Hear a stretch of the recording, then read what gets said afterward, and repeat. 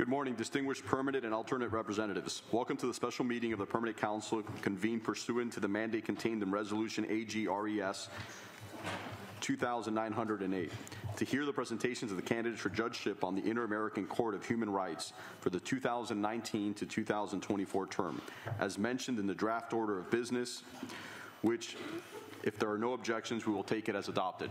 Seeing no objections, that order of business is adopted. In the course of the special meeting, the candidates nominated for judgeship on the Inter-American Courts of Human Rights for the 2019 to 2024 term, the elections for which will be held at the 48th regular session of the General Assembly, will deliver a public presentation to the Council in keeping with the mandate contained in their aforementioned resolution. I would like to extend a cordial welcome to the candidates, whom I also thank in advance for attending the special meeting of the Permanent Council. They're listed in alphabetical order. Nardi Suxto Ituri from Bolivia, welcome. Humberto Sierra Porto from Colombia, welcome. Eduardo Ferrer McGregor Piosat from Mexico, welcome. Ricardo Perez Manrique from Uruguay, welcome. The procedure we will use is as follows. First, we will have a drawing of lots among the candidates to determine the order of their presentation. Second, we will hear the presentations in order thus determined. The allotted time for each presentation is 10 minutes, so you have 10 minutes. At the conclusion of 10 minutes, we will stop your comments, just to be fair for all the other candidates that are presenting themselves. Then I will offer the floor to the delegates to make their brief comments and questions. Questions may be put to all candidates or to a specific candidate or candidates. I respectfully suggest that, if possible, delegations keep their remarks to no more than 5 minutes in length. Finally, I will again offer the floor to the candidates to respond to the questions and make their concluding comments. In that instance, candidates will have the floor for a maximum of 5 minutes. We will now proceed with the presentation of candidates nominated for the judgeship on the Inter-American Court of Human Rights 2019 to 2024 term. I would like to remind the delegations that the complete CVs of all candidates were distributed when the candidates were presented. I will now ask a number of delegations to assist me with the drawing of lots to determine the order of presentations. So we'll start with, if we could bring the box with the candidates, whoever's closest. I believe Chile, if they could come and pick the candidates. Juan Aníbal. If you could draw the candidates.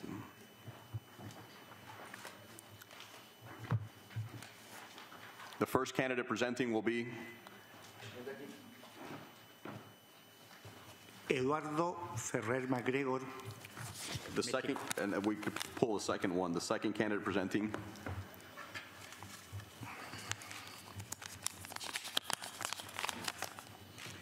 Nardi Suxto Ituri. Our third presenter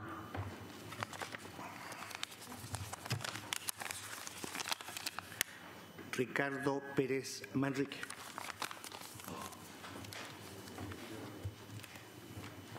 No, it's not necessary. And Mr. Porto will be the last one. Mr. Sierra Porto would be the fourth presenter.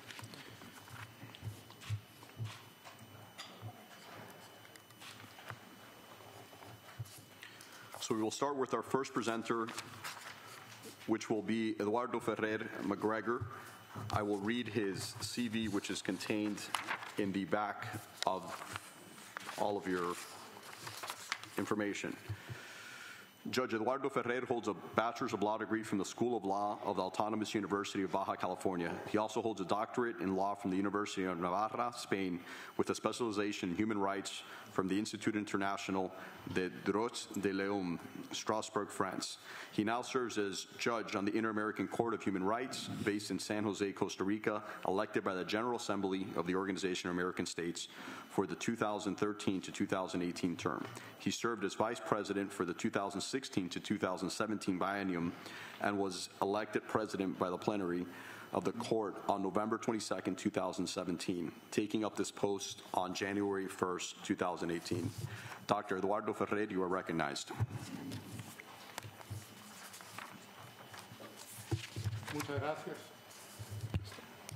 Muchas gracias, señor presidente del Consejo Permanente, señor secretario general de la OEA, embajadoras y embajadores representantes permanentes, representantes alternos que están aquí presentes, representantes de los países observadores permanentes, funcionarios de la OEA, organizaciones de la sociedad civil, colegas candidatas y candidatos, público asistente, muy buenos días a todas y todos. Esta es de las pocas ocasiones, si no es que la primera vez, que candidatos a jueces de la Corte Interamericana comparecen ante el Consejo Permanente. En años anteriores ya lo habían realizado candidatas y candidatos a la Comisión Interamericana. Es un ejercicio que lo considero muy positivo y necesario, dada la relevancia que implica la investidura de juez interamericano. Es una buena práctica que estoy convencido debe institucionalizarse junto con mecanismos abiertos que garanticen la participación activa de la sociedad civil en la designación. Precisamente hoy tendremos por la tarde un conversatorio de los candidatos con organizaciones de la sociedad civil. Además, es muy significativo que esta comparecencia se realice en un día emblemático para la Organización de Estados Americanos, en el que se conmemoran sus 70 años de fructífera existencia, junto con los 70 años, y aquí quiero enfatizarlo, de la Declaración Americana de los Derechos y Deberes del Hombre. Mi experiencia profesional se ha desdoblado básicamente en dos vertientes que a su vez son mis dos vocaciones: la actividad jurisdiccional y la académica. He trabajado en varios órganos jurisdiccionales del Poder Judicial de la Federación, especialmente en la Suprema Corte de Justicia de la Nación de México. Actualmente, y desde hace más de una década, realizo labores de investigación y docencia en el Instituto de Investigaciones Jurídicas de la Universidad Nacional Autónoma de México, UNAM, institución a la cual pertenecen los dos anteriores jueces mexicanos ante la Corte, los doctores Héctor Fixamudio y Sergio García Ramírez. En los últimos 5 años he tenido el privilegio de pertenecer a la Corte Interamericana de Derechos Humanos. Anteriormente integré la Corte como juez ad hoc en 2009-2010 en el caso Cabrera García y Montiel Flores contra México. Como juez de la Corte Interamericana he participado en cerca de 70 sentencias de fondo, es decir, en 30% aproximadamente del total de casos de fondo resueltos por la Corte en sus casi 40 años de existencia. También he participado en las últimas 4 opiniones consultivas que ha emitido la Corte. Esta rica vivencia me ha permitido conocer de cerca las importantes y delicadas competencias del tribunal y su impacto, así como las altas responsabilidades que implica ser juez internacional en materia de derechos humanos. Mi experiencia actual como presidente de la Corte y mi experiencia previa como vicepresidente me ha permitido confirmar la relevancia que la justicia interamericana tiene para la consolidación democrática de los estados y para la vida de más de 500 millones de personas en la región que hoy se encuentran bajo la jurisdicción del tribunal. También me ha facilitado advertir las dificultades que en el contexto regional y mundial se traducen en nuevos retos y desafíos para el pleno ejercicio de los derechos humanos. En el presente 2018 se cumplen 40 años de la entrada en vigencia de la Convención Americana sobre Derechos Humanos y con ella de la existencia misma de la Corte Interamericana. En estas 4 décadas, la Corte se ha venido consolidando paulatinamente en un órgano jurisdiccional autónomo y confiable al aplicar e interpretar con rigor jurídico el Pacto de San José y, en general, el Corpus Juris Interamericano. Esta función la desempeña con objetividad, sensibilidad y atendiendo a los hechos probados en cada caso. De esta forma, la jurisprudencia de la Corte se ha convertido en un baluarte para la OEA, un legado para los países de la región y un patrimonio común del derecho interamericano. Tengo la firme convicción de que la Corte Interamericana en los próximos años continuará cumpliendo su misión fundamental de protección de los derechos humanos para lograr un régimen de libertad y de justicia social entre los habitantes de los países del continente y particularmente en los que han reconocido su jurisdicción. Por supuesto, de manera coadyuvante y complementaria, como dice el preámbulo de la Convención Americana, con los órganos y autoridades estatales. Estoy convencido de que la Corte Interamericana se irá construyendo y cristalizando esos caros anhelos sin olvidar la esencia última del sistema interamericano, cuyo espíritu descansa en la dignidad humana. Con esa certeza es que fundamento mi decisión de postularme a la reelección como juez interamericano, refrendando mi compromiso con la Corte Interamericana, así como en los principios y valores democráticos de los países de la región.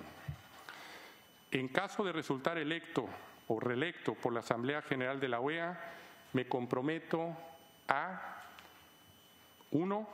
Continuar mi labor de juez con profesionalismo, independencia e imparcialidad, estudiando escrupulosamente los planteamientos de las partes, valorando objetivamente las pruebas y atendiendo las particularidades de cada caso. 2. Contribuir al fortalecimiento institucional de la Corte con el objetivo de realizar la labor jurisdiccional con mayor eficacia y eficiencia. Ello redundará en la reducción del tiempo en el conocimiento de los casos, sin menoscabo de la calidad de su análisis, argumentación y resolución. 3. Propiciar encuentros entre la Corte y la Comisión Interamericana, tanto de las mesas directivas como de los plenos, con el objetivo de fortalecer conjuntamente al sistema interamericano de protección de derechos humanos. 4. Intensificar el diálogo con los Estados, incluyendo el diálogo con todas sus autoridades, especialmente el diálogo jurisdiccional con los jueces nacionales, sin perder de vista el carácter coadyuvante y complementario del sistema interamericano. 5. Ampliar las vías de comunicación con la sociedad civil, creando espacios de diálogo permanentes para conocer y atender las inquietudes, preocupaciones y demandas de los justiciables y de las víctimas. 6. Participar activamente en los encuentros de jueces a nivel regional e internacional con la finalidad de compartir experiencias, criterios jurisprudenciales y buenas prácticas en materia de justicia en derechos humanos. De hecho, en el próximo mes, en 2 semanas más, participaré en la Conferencia Iberoamericana de Justicia Constitucional que tendrá lugar en la ciudad de Panamá, y en septiembre próximo en Lima, Perú, participaré en el encuentro de presidentes de tribunales, cortes y salas constitucionales de América Latina que organiza anualmente la Fundación Konrad Adenauer. 7. Continuar promoviendo entre los Estados miembros de la OEA la firma y ratificación de la Convención Americana sobre Derechos Humanos, protocolos adicionales y demás tratados e instrumentos interamericanos, así como la aceptación de la jurisdicción contenciosa de la Corte. 8. Fortalecer la cooperación e interacción con otros tribunales internacionales, así como con los comités, órganos y mecanismos de Naciones Unidas, coadyuvando al desarrollo conjunto del derecho internacional de los derechos humanos. 9. Lograr el cumplimiento de las sentencias y demás resoluciones de la Corte, identificando los obstáculos existentes para emprender acciones y estrategias que coadyuvan a tal fin. 10. Fomentar periodos de sesiones fuera de la sede del tribunal a la luz de las buenas prácticas de más de una década de esta experiencia, con la finalidad de acercar la justicia interamericana a los justiciables en la región, a los operadores del mismo, a las autoridades nacionales y muy especialmente a los jóvenes que son el presente y futuro de nuestros pueblos. El año pasado, por ejemplo, la Corte sesionó en Guatemala y Panamá. Este año se está dialogando con algunos estados para poder concretar los periodos de sesiones fuera de su sede en Costa Rica. Estos son 10 compromisos concretos que asumo en caso de ser reelecto juez de la Corte Interamericana de Derechos Humanos. Por supuesto, quedo abierto a las preguntas y a un diálogo permanente. Muchas gracias por su atención. Thank you, Judge Ferrer. Our next candidate will be Dr. Nardi Suksol Ituri. Dr. Suksur Turi holds a degree in Social and Political Science for the Universidad Pública Mayor de San Andrés. She also holds a diploma in Human Rights from Universidad Carlos III, Madrid, Spain, as well as a diploma in Higher Education. At present, Dr. Suksur Turi is Chair Rapporteur of the Open-End Intergovernmental Working Group on the Draft United Nations Declaration on Rights of Peasants and Other People Working in Rural Areas. Previously, she was a permanent representative of Bolivia to the United Nations office in Geneva, Switzerland. She has also served as her country's Minister for Institutional Transparency and the Fight Against Corruption. Other posts held include Vice Minister for Institutional Transparency and the Fight Against Corruption and Director of the Institute of Democratic Education, UNDP, National Elector Court. Dr. Suksur, you're recognized. Muchas gracias, muy buenos días. En primer término, agradecer al señor presidente, a los embajadores y embajadoras, representantes permanentes por permitir presentarme ante este Consejo Permanente. También expresar mi reconocimiento a los 3 candidatos con quienes compartiremos esta sesión y estaremos juntos, como bien lo dijo el anterior orador, juntos en la tarde con las organizaciones de la sociedad civil a quienes extiendo mi reconocimiento. Presidente, embajadoras y embajadores, presentar mi candidatura a tan alta responsabilidad y de tanta trascendencia para los derechos humanos como es la Corte Interamericana de Derechos Humanos ha sido impulsada y animada desde las organizaciones indígenas, campesinas, de trabajadores, trabajadoras, obreras y obreros, por la posibilidad y la experiencia que tuve de participar y promover en la defensa de los derechos humanos desde diferentes ámbitos de la sociedad civil, también de la Defensoría del Pueblo, así como del órgano ejecutivo. Bolivia, como todos saben, ha vivido una historia fatídica, que son por demás conocidos los hechos que se denominan golpes de Estado, que demostraban la inestabilidad política y la grave vulneración a los derechos humanos. Hablar en esos tiempos de derechos humanos era poco menos que declararse un subvertor, y mi relación con esta larga historia de defensa de los derechos humanos nace en esa época dura. No voy a realizar una lectura detallada de mi trayectoria. Sin embargo, me gustaría reflejar para ustedes algunos momentos importantes que marcaron mi convivencia con los derechos humanos. Mi activismo con la Asamblea Permanente de Derechos Humanos de Bolivia fue el inicio de este apasionante camino y desde esta organización de la sociedad civil empecé a asesorar a movimientos sociales, defendí la libertad de los presos políticos e iniciamos procesos formativos a través de la difusión de los derechos humanos en el área rural, fundamentalmente entre los más jóvenes. Como abogada, asistí a los familiares de los detenidos y desaparecidos, recibiendo los testimonios y colectando pruebas que luego servirían para los juicios de responsabilidades en contra de los autores de estos crímenes de lesa humanidad. En la medida que las personas nos involucramos con un tema, también identificamos prioridades y en ese contexto, los niños de y en la calle, los niños infractores, los niños trabajadores se convirtieron en una prioridad de mis acciones. Con el compromiso y el trabajo de estos mismos niños, organizamos la Coordinadora de la Niñez y la Infancia, generando una legislación de protección a este sector que hasta ese momento no eran sujetos de derecho. Para asegurar una protección integral y efectiva del niño, niña y adolescente en esos momentos, fue a través de la instrumentación de mecanismos derivados de la Convención sobre los Derechos del Niño, incluida la Convención Interamericana sobre Tráfico Internacional de Menores. Un trabajo en el que por razones de género me comprometí con toda la pasión que se pueda tener es el trabajo con mujeres víctimas de violencia. Trabajo que desarrollé en la ciudad del Alto de La Paz, por ser una ciudad donde se aglutinaba y aún se aglutina un gran porcentaje de bolivianos y bolivianas que llegaban del área rural, por lo tanto con mucha más vulnerabilidad. En esa década me estoy refiriendo a los años 80, Bolivia no contaba con normativa interna que proteja a las mujeres, especialmente a las niñas. Por esta razón, las organizaciones aglutinadas en la Coordinadora de la Mujer logramos la Ley contra la Violencia Doméstica, que respondía en gran medida a esta situación que, por cierto, aún no se ha erradicado en la sociedad boliviana, pese a la implementación de amplia normativa interna y reconocimiento pleno de la Convención de Belém do Pará. Habiendo sido parte integrante de organizaciones de defensa de los derechos humanos en favor de las personas privadas de libertad, trabajé por más de 30 años en favor de ellas, haciendo énfasis en las mujeres, ya que claramente se puede ver que las mujeres en sociedades como las nuestras son doblemente sancionadas, una sanción jurídica y otra sanción social. Esta fue la razón que me impulsó a escribir sobre esta temática de diferentes maneras, en medios de comunicación, en textos, y a participar también en calidad de expositora a nivel internacional.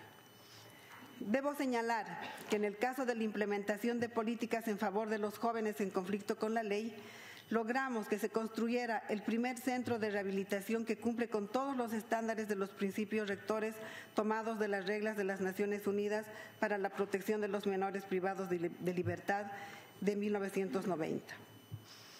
Mi paso como defensora adjunta de la primera Defensoría del Pueblo de Bolivia me ha dejado un bagaje de experiencias en todos los ámbitos de la defensa de los derechos humanos. Trabajamos con niños, mujeres privadas de libertad, trabajadoras sexuales, trabajadoras del hogar, campesinas e indígenas, así como con otros sectores. Trabajo que en muchos casos, ante el vacío de la legislación interna en ese momento, pudimos realizar gracias a la normativa internacional como la Convención Americana sobre los Derechos Humanos.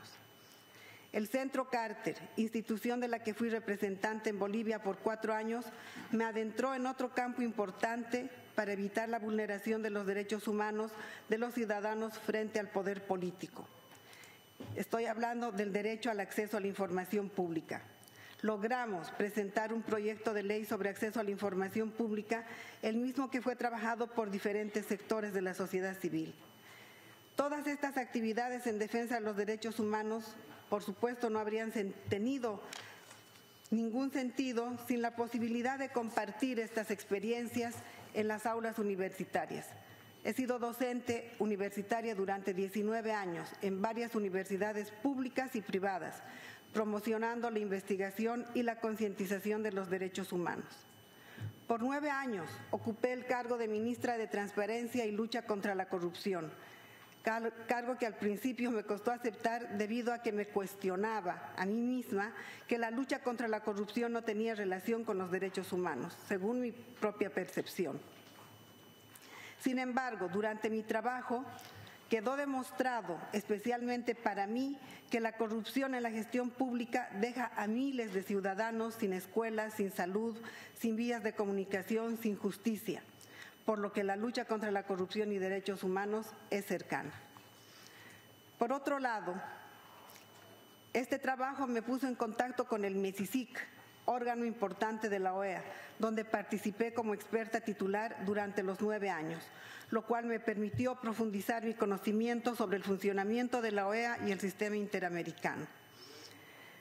Hasta hace unos meses atrás estuve como representante de la misión de Bolivia ante Naciones Unidas en Ginebra, trabajo por demás gratificante, ya que me permitió ejercer de manera práctica el multilateralismo, más aún por la presencia hasta el pasado año de Bolivia dentro del Consejo de Derechos Humanos. Me tocó presidir hasta principios de este año el grupo de trabajo en favor de los y las campesinas y otras personas que trabajan en el área rural, contando a la fecha con una propuesta de declaración que ya empezó a negociarse, teniendo como fecha para su aprobación, esperemos, el mes de septiembre de este año. Como podrán apreciar, mi experiencia profesional ha estado marcada siempre por la defensa de los derechos humanos. Por estas razones, espero poder tener la oportunidad de aportar desde la práctica a tan importante órgano de justicia en favor de los derechos humanos como es la Corte Interamericana, de donde se desprende tan vasta jurisprudencia que son tomadas por los órganos judiciales de nuestros países y los defensores de derechos humanos. Debo decir que es la fuente de la que nos nutrimos los que creemos en la justicia social. Podemos afirmar que el Sistema Interamericano de Protección de los Derechos Humanos se ha erguido como un referente efectivo y activo para velar la observancia de los derechos humanos en la región a través de la Corte Interamericana de Justicia. Nos corresponde acompañar sus labores apegados a los valores universales para una aplicación regional y nacional. La competencia contenciosa nos debe conducir a un único camino, que es el respeto de la dignidad humana en cualquier lugar y tiempo. También es cierto que las democracias del continente han tenido importantes avances. El diálogo y los niveles de cooperación con los estados deberían ser aún más cercanas, sin que ello afecte al tratamiento de fondo y el análisis de los casos. Asimismo, considero que los diferentes órganos del sistema interamericano, y me refiero a la Comisión y la Corte, deben fortalecer su relacionamiento y sus niveles de cooperación entre sí, alimentando el diálogo fructífero. Desde mi perspectiva, el diálogo continuo para fortalecer el sistema interamericano es imprescindible. Otro elemento importante es que la Corte debe desarrollar.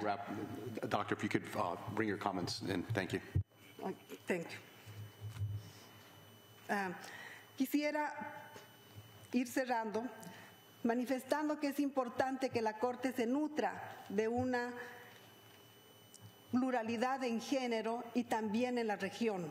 Vemos aquí en esta mesa simplemente hay la mayoría de varones y una sola mujer, y a la mujer la han puesto a un lado. Esa es una señal, yo creo que esa es una muestra también de que estas prácticas se deben ir renovando. Creemos muy importante la participación de género dentro de la Corte y esperamos realmente poder aportar en todo lo que se pueda desde nuestras capacidades. Pero no quiero concluir sin reconocer el importante esfuerzo realizado por los estados en el último año duplicando el presupuesto al sistema interamericano. Considero que esta es una muestra de la importancia que tienen los órganos interamericanos para los estados miembros. Sin embargo, será importante seguir avanzando en este tema, pero también los órganos deben mostrar mayores resultados. La Corte tiene un rol fundamental más allá del simple hecho de analizar cada uno de los casos, de resolver los temas que se le presentan. Su rol trascendental es el hacer justicia. Muchas gracias. Thank you, Doctor. Our next presenter or candidate for judge will be Dr. Ricardo Pérez Manrique. Dr. Ricardo Pérez Manrique is a graduate of the University de la República Oriental de Uruguay. He holds doctorates in law and social science from universities in Uruguay and in Argentina, where he validated his PhD at the University Nacional de Buenos Aires. It is worth noting that Dr. Pérez Manrique has practiced law in both countries, Uruguay and Argentina. Dr. Pérez Manrique was a justice of the Supreme Court of Uruguay from March 28, 2012 to May 17, 2017. Representing Uruguay, he also headed the permanent secretariat of the Ibero-American Judicial Summit, whose membership comprises countries in Europe and the Americas. He began his judicial career as a lower court magistrate. He was later appointed Judicial Secretary of the Supreme Court of Justice, where he went on to take up the duties of sole secretary. Other posts held by Dr. Pérez Manrique have included Judge of the Second Family Appellate Court, Vice Chair representing Uruguay of the Mercosur Association of Child and Juvenile Protection Judges, and Chair of the Uruguayan Association of Families, Child and Juvenile Protection Judges and Judicial Operators. Dr. Pérez Manrique is also contact judge for Uruguay on the International Hague Network of Judges with responsibility for international law protection matters of the Hague Convention on Private International Law. Dr. Ricardo Pérez Manrique, you're recognized. Muchas gracias. Señor Presidente, señor Secretario General, señores representantes permanentes, estimados colegas que hoy estamos compitiendo por llegar a la Corte Interamericana de Derechos Humanos. Queremos aclarar en primer lugar que todos los señores representantes tienen en su poder un resumen biográfico mío y además una plataforma de los aspectos que queremos llevar adelante en caso de poder llegar a integrar la Corte Interamericana de Derechos Humanos. El doctor Eduardo Ferrer mencionaba, y yo lo tenía como uno de los elementos para encuadrar mi presentación, que junto con los 70 aniversarios, con el 70 aniversario de la OEA también, hace 70 años que esta organización aprobó la Declaración de los Derechos del Hombre y del Ciudadano, declaración que precede en varios meses a la Declaración Universal de Naciones Unidas. Y creo que esto es un marco adecuado para discutir y para hablar de este gran avance que ha significado el sistema regional de protección de los derechos humanos y especialmente el aporte que la Corte Interamericana ha realizado a estos derechos humanos. Yo soy un juez que durante 30 años me desempeñé en el Poder Judicial de mi país, llegando a la presidencia de la Suprema Corte de Justicia, en un país en el cual se puede llegar a los más altos cargos de la judicatura ingresando por los más inferiores y de los cuales se va avanzando en función de los conocimientos técnicos y de las capacidades de cada uno, llegando a ser integrante de la Suprema Corte de Justicia por unanimidad de los votos del Parlamento del Uruguay. Todos los partidos políticos apoyaron mi llegada allí. Esto me permite, de alguna forma, una vez hecha esta breve presentación, recordar que la Corte, según su estatuto, es una institución judicial autónoma cuyo objetivo es aplicar e interpretar la Convención Americana. Estos dos rasgos, autonomía y la necesidad y su función de aplicación e interpretación de la Convención Americana, hacen esencialmente a la Corte como un organismo de gran importancia y de gran trascendencia en la región. Es decir, yo he crecido en mi carrera judicial y creo que en todo el continente ese es el ejemplo. La jurisprudencia de la Corte va marcando estándares que luego son seguidos en cada uno de los países. Y uno de los aspectos que yo quiero resaltar y en el cual me comprometo absolutamente es en ayudar a que esta Corte sea muy autónoma, lo más autónoma posible, que tenga la autonomía necesaria y que actúe para fortalecer los derechos humanos y para mejorar el acceso a la justicia internacional de parte de los ciudadanos de nuestros países. Quiero ser juez de la Corte Interamericana porque creo que es la forma de poder aplicar en forma directa, más allá del control de convencionalidad que cada juez nacional realiza, la Convención Americana y los otros tratados que la Corte ha señalado como de aplicación en su jurisprudencia. Creo que la Corte Interamericana es en el mundo un ejemplo de justicia regional y su jurisprudencia es encomiable a lo largo y a lo ancho de sus 40 años de historia. Sócrates dice que el juez debe saber escuchar cortésmente, responder sabiamente a las interrogantes que se le formulan y ponderar prudentemente y, dice finalmente, decidir imparcialmente. Estos valores, cortesía, sabiduría, prudencia, imparcialidad e independencia, son valores que deben acompañar a todo juez de la Corte Interamericana. Son valores que deben presidir la organización de todo órgano judicial. Yo integro la Comisión Iberoamericana de Ética Judicial, que administra la aplicación del Código de Ética Judicial Iberoamericano en la región, en más de 20 países de la región. Yo entiendo que es conveniente propiciar en la Corte Interamericana que, al igual que lo ha hecho el Tribunal de Justicia de la Unión Europea, tenga sus propias reglas éticas. El Tribunal de Justicia de la Unión Europea tiene sus reglas éticas para miembros y es miembro de la Corte. Y esto es un aspecto que me propongo impulsar con el acuerdo, por supuesto, de los colegas en el caso de llegar a la Corte. El segundo, es decir, primer nudo de trabajo, primera línea de trabajo, es decir, afirmación de los valores de autonomía, independencia e imparcialidad, es decir, y los aspectos éticos. Segundo compromiso de trabajo, que es esta cuestión de un sistema interamericano de protección de los derechos humanos, integrados por todos, que debe funcionar realmente como un sistema en el cual haya un diálogo. Es decir, yo fui integrante de una Corte Nacional, y participé de muchas instancias de diálogo con la Corte Interamericana, y a mí me parece que allí se juega en gran parte algo que los juristas, un concepto al que los juristas invocamos repetidamente, que es la cuestión de la legitimidad de un sistema. Entonces, un sistema se legitima en la medida que las decisiones que se toman son decisiones que son comprendidas por parte de, en este caso, de los países a los cuales se llega con esas decisiones, y que además esas decisiones son acatadas y son cumplidas por los países a los cuales se llega con esas decisiones.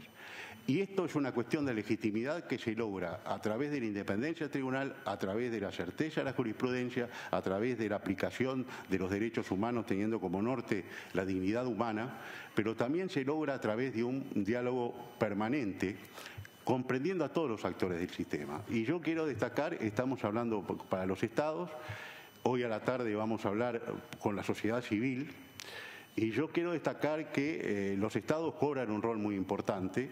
Los estados son los demandados en la jurisdicción contenciosa de la Corte, y es importante también escuchar a los estados y conocer las realidades nacionales respecto a los cuales se opera la Corte con sus decisiones. Pero también con la sociedad civil. Hoy vamos a dialogar con la sociedad civil. Y yo destaco en este diálogo, teniendo en cuenta también a las víctimas de violaciones a los derechos humanos, y yo destaco en esta necesidad de diálogo a los sistemas judiciales de la región.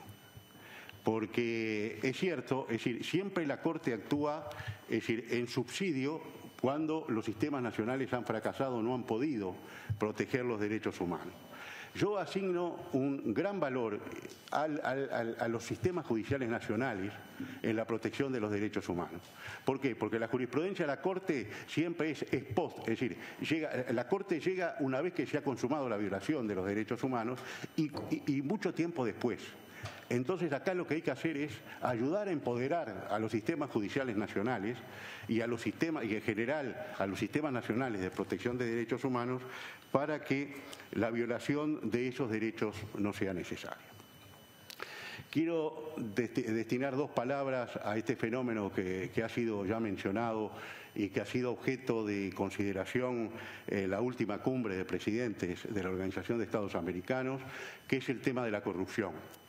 Si bien hay una estructura de lucha contra la corrupción, si bien hay una convención americana y una convención universal de lucha contra la corrupción es un factor decisivo de violación de los derechos humanos. Es decir, centavo de peso, centavo de dólar, centavo de la moneda que sea, que se deriva por la corrupción, es un centavo que no se puede aplicar a garantizar los derechos humanos básicos de la población de nuestros países. Por tanto, es decir, va a llegar un momento en el cual, de alguna manera, esta causa central de violación de los derechos humanos va a llegar más tarde que nunca, más temprano que tarde, a la Corte. Y en ese sentido, yo creo que es un compromiso. El compromiso de los derechos humanos lleva un compromiso de lucha y de total intolerancia respecto de la corrupción. Y en esto también quería marcar fuertemente mi compromiso. Considero que mi experiencia de casi 30 años como juez, habiendo culminado mi carrera como presidente de la Suprema Corte de Justicia, constituye el aporte que puedo hacer hoy a la Corte Interamericana de Derechos Humanos, que permitirá cooperar al mejoramiento del diálogo entre los sistemas de justicia nacionales y el interamericano.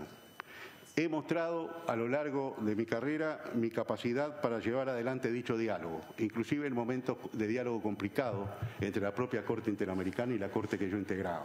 If you could wrap up your comments, please. Sí, quiero decir con esto, quiero ayudar a este diálogo, quiero involucrar en el trabajo de la Corte Interamericana por acuerdos a las escuelas judiciales nacionales, para que la Corte Interamericana tenga un diálogo directo con quienes capacitan jueces, para que esos jueces nacionales puedan actuar en primera instancia en ejercicio del control de convencionalidad y en ejercicio del control de convencionalidad puedan obrar realmente como garantes de los derechos humanos para mejorar la dignidad de nuestras poblaciones. Muchas gracias. Thank you. Our final candidate is Dr. Humberto Sierra Porto. He has a degree in law from the Universidad Externado of Colombia. He has a specialization in constitutional law and political sciences from the Center for Constitutional Studies of Madrid. He also holds a doctorate in public law, public science, and philosophy of law from the Autonomous University of Madrid. Dr. Sierra Porto now serves as judge of the Inter-American Court of Human Rights, a position he has held since January 2013. Previously, he served as magistrate of Colombia's Constitutional Court, as well as president and vice president of that body. Dr. Sierra Porto has also served as litigating attorney for the Council of State, alternate judge of the Constitutional Court, and advisor on constitutional matters to the Honorable House of Representatives. Dr. Humberto Sierra Porto, you are recognized. Señor presidente, un cordial saludo al señor secretario general de la OEA y a todos los embajadores aquí presentes. ¿En qué consiste la actividad que estamos realizando el día de hoy? No puede ser una presentación de un programa de cometidos, porque la lógica de la elección de un juez de la Corte Interamericana tiene que ser diferente. Y en este caso creo que lo que corresponde es presentar una serie de elementos de juicio sobre mi carrera y sobre mi percepción de cómo debe ser el sistema, que sirvan para establecerse un criterio a la hora de tomar decisiones como la de integrar la más alta corte del sistema interamericano de derechos humanos. Hablemos entonces en ese sentido, en primer lugar, algunas reflexiones sobre mi hoja de vida, que ustedes la tienen presente, y en este caso, por ser de reelección, simplemente quisiera destacar algunos aspectos. En primer lugar, que mi carrera ha sido esencialmente de profesor universitario, de investigador. Me interesaron siempre los temas del derecho público, particularmente el derecho constitucional, la justicia constitucional, el derecho parlamentario y en general los derechos políticos. A eso he dedicado mi actividad investigativa como docente universitario también. Realicé mi doctorado de Derecho en un tema que ya hacía presagiar que terminaría yo en estos temas, que era el tema de las fuentes del derecho. La complejidad de cómo se relacionan las normas de los distintos niveles ha sido siempre un tema de mi mayor interés. Me desempeñé como asesor legislativo en el Congreso de la República de mi país. Fui procurador delegado en Colombia, procurador delegado para la función pública. Ahí me correspondieron empezar a trabajar unos temas de mayor interés, porque a través del sistema jurídico se pueden realizar transformaciones en la vigencia efectiva de derechos. Me correspondió, tuve el honor de presentar recursos que tuvieron éxito, que permitieron que, por ejemplo, los menores en nuestro país, en Bogotá, no tenían certeza si tenían que pagar el tiquete de bus o no tenían que pagar el tiquete de bus. A través de una acción pública se obligó a que fuera gratis a los niños menores de 5 años. Ese tipo de detalles, ese tipo de sensibilidades me permitieron también, me dieron una gran experiencia en el tema de derechos humanos. Y por supuesto, quizá lo más interesante dentro de mi carrera en Colombia fue la presencia en la Corte Constitucional Colombiana como magistrado y como presidente de esa institución. Ser juez de la Corte Interamericana requiere tener una serie de desarrollos en distintas dimensiones de trabajo. No solamente en el tema jurídico, en el manejar el derecho, en manejar la aplicación de las distintas categorías para resolver casos concretos, sino que también se requiere un conocimiento de la realidad sobre la cual se opera, de la realidad sobre la cual uno decide. El derecho efectivo siempre es producto de la interacción entre la forma y la realidad sobre la cual opera. En ese sentido, es una preocupación de todo juez, y ha sido mi preocupación, la de conocer las realidades sobre las cuales tenemos que juzgar. La presencia in situ en los países en donde se deben resolver problemas de derechos humanos que no se alcanzan a percibir claramente a través de expedientes. Quizá en ese sentido la experiencia más interesante que me correspondió como juez, que me ha correspondido como juez, ha sido en el tema de los derechos de las comunidades indígenas y de las comunidades afroamericanas. La problemática de la consulta previa de las comunidades indígenas, la problemática de su relacionamiento con los colonos y con los campesinos, hizo que durante la época en que me correspondió ser presidente se implementara una directriz según la cual todo caso que tenga relación con tierras y derechos de los indígenas, la Corte tiene que hacerse presente. Tiene que hacerse presente antes de juzgar o eventualmente para el cumplimiento de las sentencias. Hemos ido a Honduras, hemos ido a Guatemala, estuvimos en Paraguay, estuvimos en Surinam, en fin. La Corte ha establecido una política esencial para evitar decidir casos simplemente con el papel, con el expediente, sin tener en cuenta las visitas in loco, las visitas in situ, que eso ha sido esencial para el buen trabajo de la Corte.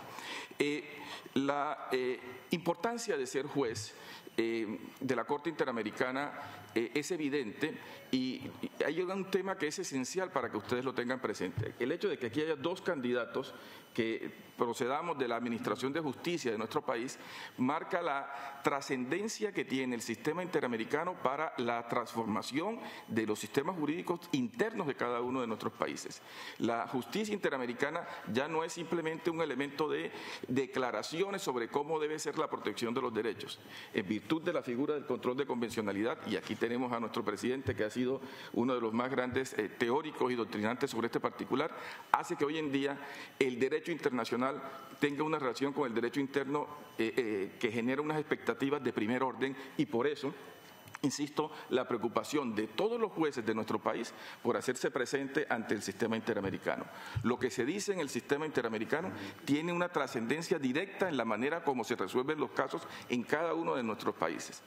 En ese sentido, el control de convencionalidad creo que es un tema que apasiona y que nos debe interesar a todos nosotros, a ustedes como embajadores, a ustedes como representantes de los estados y a nosotros como los jueces. Hoy en día, el sistema interamericano, a través del control de convencionalidad, supone que para proteger los derechos de cada uno de nuestros ciudadanos se tiene que tener una perspectiva multinivel. Es decir, se tienen que utilizar las fuentes del derecho internacional, del sistema interamericano, la convención, la jurisprudencia de la Corte, pero también las fuentes de derecho interno. ¿Cómo compatibilizar el derecho internacional y el derecho interno? Históricamente se había visto, y esa era una reacción inicial, entender que el derecho internacional se oponía al concepto de soberanía nacional. Eso no es la dinámica que se está manejando a través de la Corte, o por lo menos que dentro de todos los colegas hemos tratado de señalar. La idea es que en todo caso concreto, además de las fuentes del derecho interno, se deban utilizar las fuentes del derecho internacional para que, buscando cuál sea la solución que sea más favorable para los derechos del ciudadano, se pueda resolver ese caso. Diálogo. Diálogo significa utilizar las fuentes del derecho, no significa utilizar una simple lógica de jerarquía. Eso me parece esencial. Diálogo supone que los jueces tenemos que tener la posibilidad, la empatía para poder relacionarnos con cada uno de los tribunales. Los magistrados de la Corte Interamericana tienen que tener una relación directa con cada uno de los tribunales de nuestro país para tratar de hacer compatible los valores que subyacen en la Declaración de los Derechos Humanos con la actividad corriente de aplicar justicia por cada uno de nuestros países. Sí. Los jueces tienen que ser objetivos, los jueces tienen que ser imparciales, pero también los jueces tienen que tener un compromiso con los derechos humanos. Algo he aprendido yo durante el tiempo que he desempeñado como juez de la Corte Interamericana es que no se puede ser pasivo frente a la defensa de los derechos humanos.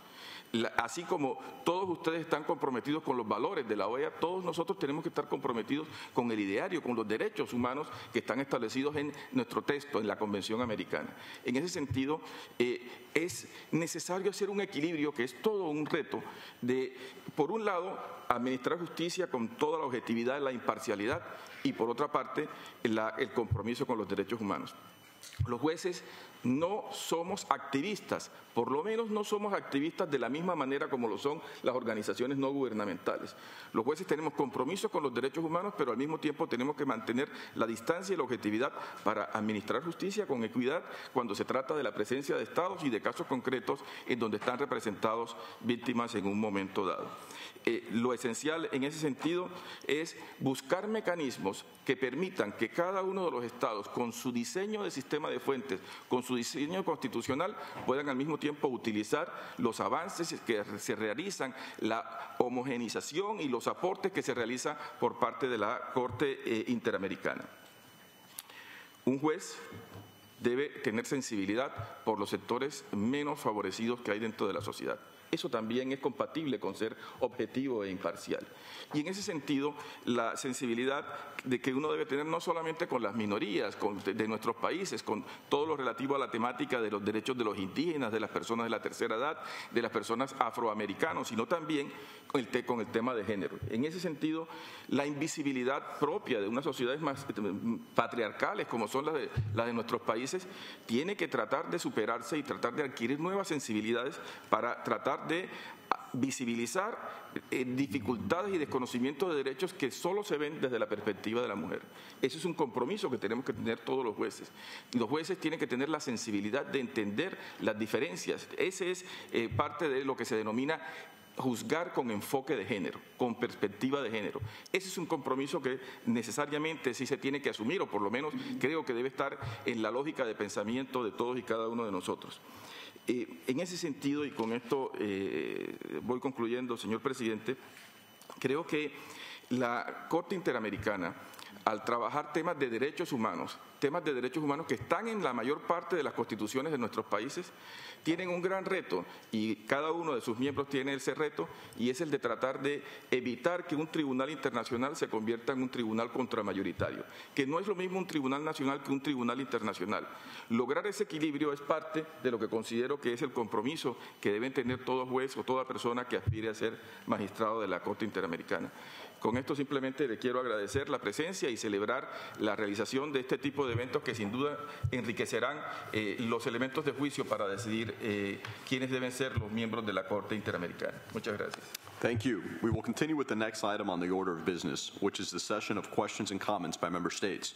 I would remind the delegations that questions may be put to all of the candidates or to a specific candidate or candidates, and would request their cooperation in keeping the remarks to a maximum of 5 minutes if possible. The delegations have the floor.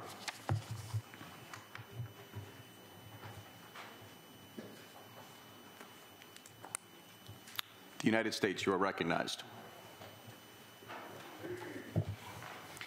Mr. Chairman, I would like to thank you for convening today's special meeting of the Permanent Council and for the collaboration of various member states who have presented candidates for election this year to the Inter-American Court of Human Rights. Today's dialogue is important, and it speaks to the value we all place on transparency and accountability in our collective efforts to strengthen the OAS. The United States fully believes that nominees to the Inter-American Commission and Court who have offered to give their time and talent to defend and promote human rights merit the careful attention of this Council.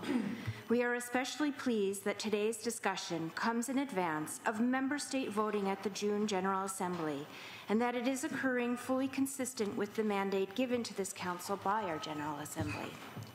Mr. Chairman, over the past 6 decades, we have witnessed remarkable gains in support of the rights enshrined in global and inter-American instruments. Still, there are those in our hemisphere who continue to be denied their human rights and fundamental freedoms. With this in mind, the ability of our organization to effectively address these concerns is linked to the health and credibility of our regional human rights system. For its part, the strength of the court lies in the expertise and diversity of its members, representing the legal, linguistic, and cultural traditions that make up the OAS. And so, Mr. Chairman, the United States believes that it is important that we must work together to ensure that individuals who are ultimately elected to the court are those most qualified to advance its critical mission, with expertise, independence, and commitment. In particular, we believe that they should be open to constructive criticism from stakeholders, including governments, and also understand the diversity of legal traditions in our hemisphere. Let me now pose 3 questions for the consideration of the distinguished candidates before us today. First, I would want to welcome the Court's renewed emphasis on proactive collaboration and cooperation with the Inter-American Commission, including on strategic planning, as well as donor outreach and the promotion of human rights. These efforts underscore the importance of enhanced dialogue and consultation among Court supporters and donors. And thus, my question: bearing in mind these advances, how should the Court work with member states and donors to implement better strategic planning, including support for the Commission's own 2017 to 2021 strategic plan? Second, I would like to recognize the ongoing focus of the Court in modernizing its information management system. This is critical for allowing the Court to respond efficiently to cases and other requests, thereby ensuring the continued credibility of the overall system. And thus the question: how can the Court work smarter and more efficiently with other entities, including foundations, to take advantage of technological innovation and ensure the maximum impact of its programming? And lastly, Mr. Chairman, we know that the Court plays a valuable role in ensuring effective regional access to justice.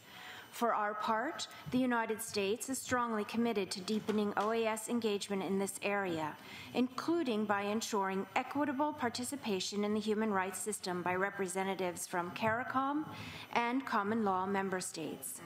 Thus, moving forward, how could the Court, as well as universities and the Inter-American Commission, coordinate better in engaging officials and experts from common law states?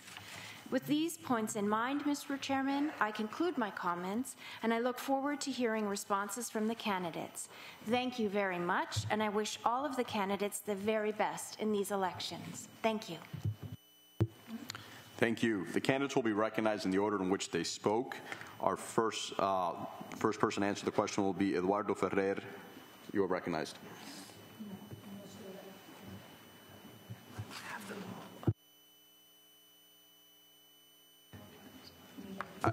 Okay, so we'll take all the comments by all the member states and then go back to addressing those comments. So the next comments will be by Mexico. Mexico, you are recognized. Buenos días, señor presidente, secretario general. Saludo caluroso de bienvenida a la candidata y los candidatos.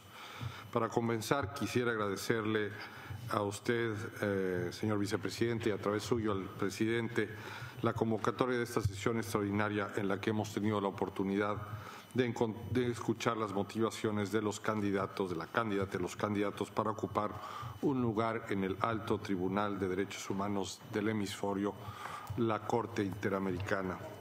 Conocer así su experiencia y lo que ofrecen aportar en caso de ser elegidos. Esta es la segunda ocasión en la que, en cumplimiento de una resolución propuesta por México y por otros estados, celebramos una reunión del Consejo Permanente para conocer a las y los aspirantes a formar parte de los órganos del Sistema Interamericano de Derechos Humanos, con lo que se demuestra una vez más el compromiso de nuestros países con la promoción y defensa de los derechos humanos. Sin lugar a dudas, el compromiso de la Corte requiere de juristas comprometidos con la causa de los derechos humanos y que cuenten con la sensibilidad para enfrentar los desafíos actuales. La Corte Interamericana es un órgano imprescindible para la defensa de los derechos humanos de las Américas.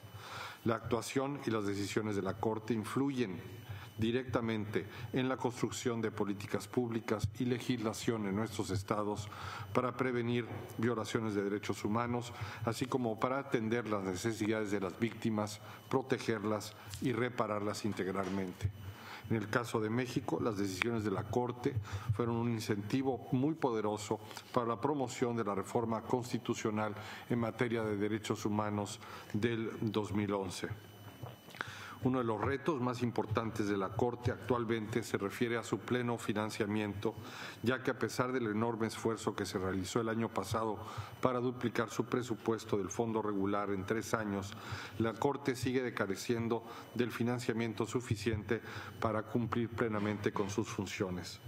El compromiso de fortalecer el financiamiento de la Corte debe continuar por parte de nuestros estados. No obstante, la propia Corte deberá trabajar en encontrar fuentes de financiamiento adicionales y para ello la labor que ejecutan sus integrantes será decisiva. Otro reto que enfrenta la Corte se relaciona con el cumplimiento de sus decisiones y sentencias emitidas tanto a través de las opiniones consultivas como en los casos contenciosos que les son sometidos. Los estados vinculados a la Carta están obligados a cumplir con sus decisiones, lo cual se hará con mayor facilidad si éstas se encuentran fundadas, motivadas y cuentan con rigor jurídico. De ahí deriva la importancia de que nuestro tribunal se integre con las y los mejores expertos. México mantiene el más alto compromiso con la protección de los derechos humanos y con el fortalecimiento del sistema interamericano. Ese es el espíritu con el que presentamos la candidatura del juez Ferrer MacGregor para ser reelegido como miembro de la Corte para el periodo 2019-2024.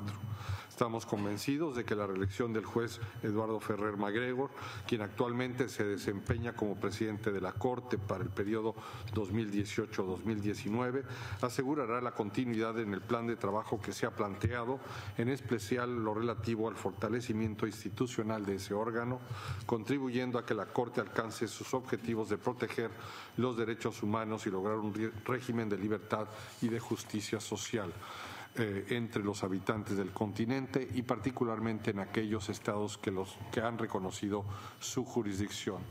El juez Eduardo Ferrer MacGregor cuenta con un sólido perfil jurídico. Durante su labor como juez ha emitido 30 votos individuales, contribuyendo al desarrollo jurisprudencial en temas vinculados con el control de convencionalidad, a la justibilidad de los derechos económicos, sociales, culturales y ambientales, al acceso a la justicia de los pueblos y comunidades indígenas, así como en cuestiones relativas al debido proceso. Su experiencia en la Corte ha permitido confirmar la relevancia que la justicia interamericana tiene para la consolidación democrática de los estados y para la vida de las personas en la región. Le ha dado también la oportunidad de advertir las dificultades que en el contexto regional y mundial se traducen en nuevos retos y desafíos para el pleno ejercicio de los derechos humanos. México agradece a los Estados miembros de la Convención Americana sobre Derechos Humanos por el apoyo que ya han ofrecido a la candidatura del juez Ferrer MacGregor y espera contar con su respaldo en las próximas elecciones. Permítame concluir deseando el mayor éxito a la candidata y los candidatos, todos ellos también muy distinguidos. Muchas gracias, señor presidente.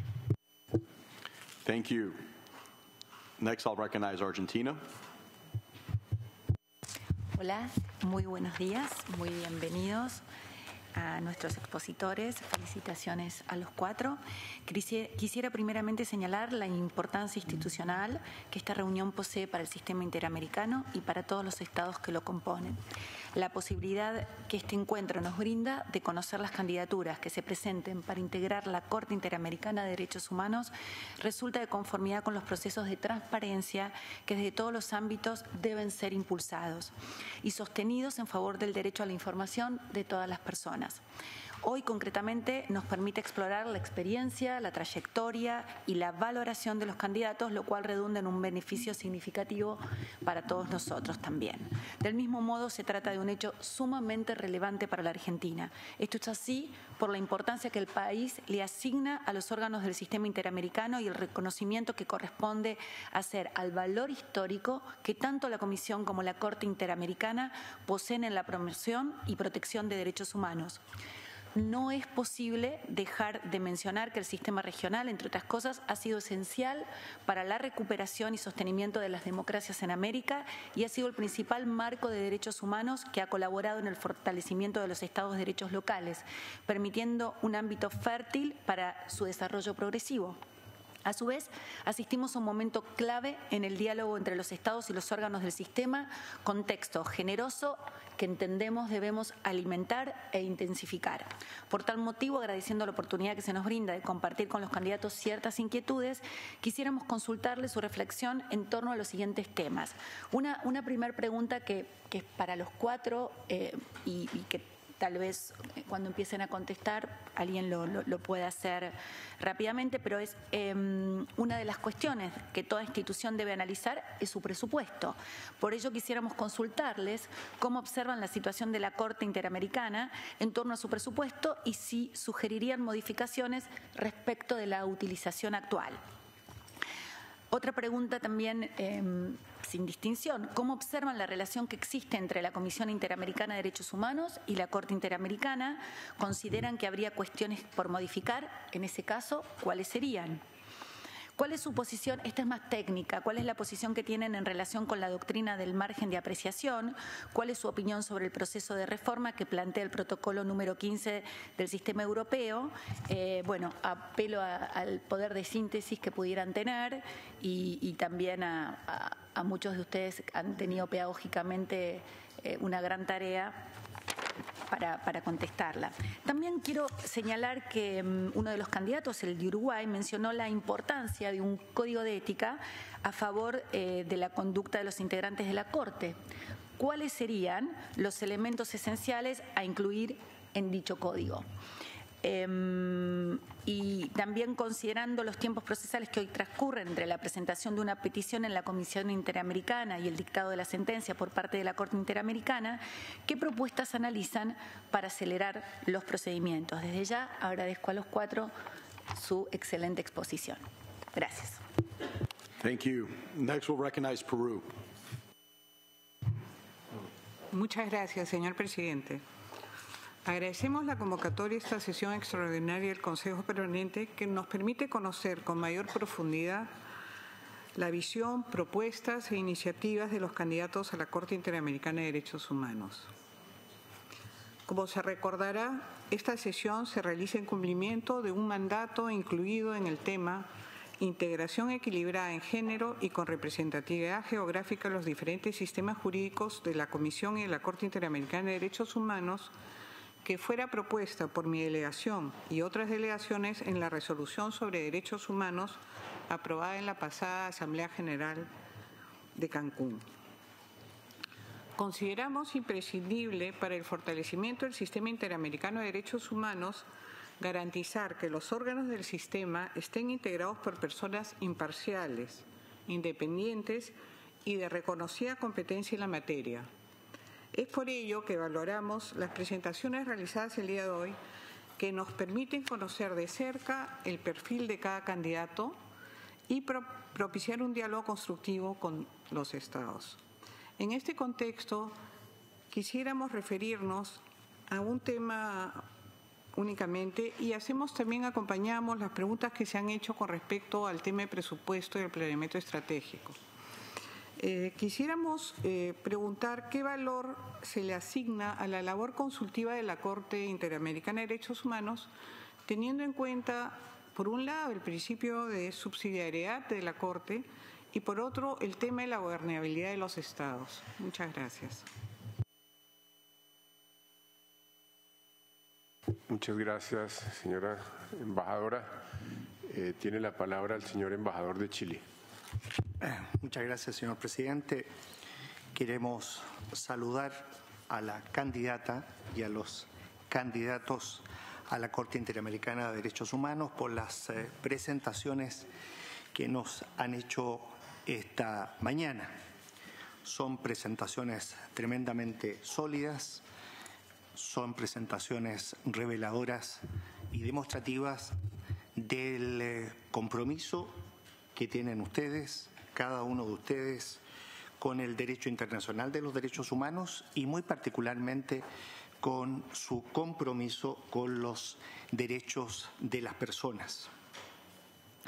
Estamos de aniversario, señalaban ustedes, aniversario de la OEA, aniversario de la Declaración Americana de Derechos y Deberes del Hombre, del Pacto de San José, que dio origen a la Corte Interamericana y que institucionalizó nuestra comisión. Son 4 décadas de un trabajo intenso, de un trabajo rico, de una jurisprudencia que ha servido a la mayoría de nuestros estados para fortalecer sus estados de derecho, para fortalecer sus instituciones, para expandir, ampliar el marco de ejercicio de los derechos de las personas, de las libertades individuales. En ese sentido, nuestro país, Chile, reconoce de la manera más positiva todas aquellas resoluciones que han permitido precisamente mejorar, perfeccionar nuestra democracia, nuestros estados de derecho. En ese sentido, nuestro país otorga una extraordinaria importancia al trabajo que viene realizando la Comisión y, por cierto, la Corte Interamericana, que son los órganos de nuestro sistema. Es un trabajo, como señalamos, digno de respeto y admiración, en el que debe seguir cumpliéndose de la manera más autónoma y más independiente. Y esos principios, esos valores de autonomía, de independencia, son los que debemos preservar siempre. Es importante, y esta sesión nos permite reiterar nuestro compromiso para respaldar todas aquellas iniciativas, sean de carácter financiero, sean de carácter presupuestario, así como también de otra naturaleza, como algunas de las que ustedes nos han venido planteando en cada una de sus presentaciones, en orden a fortalecer, a reforzar el sistema y en ningún caso a debilitarlo o a desnaturalizarlo. Estamos en tiempo de preguntas y nos parece muy relevante, en primer término, consultarle a los candidatos, a la candidata, respecto de un tema que a nosotros nos parece muy relevante, que es el que dice relación con la coordinación, con el diálogo que debe existir entre la Corte y la Comisión Interamericana de Derechos Humanos.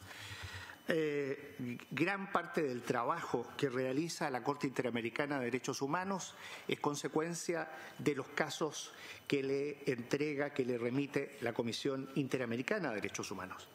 Ha habido en el último tiempo, y en eso hay que destacar el trabajo que ha venido haciendo la presidencia de la Corte Interamericana de Derechos Humanos, de sus integrantes, en orden a fortalecer, a perfeccionar este buen canal de comunicación.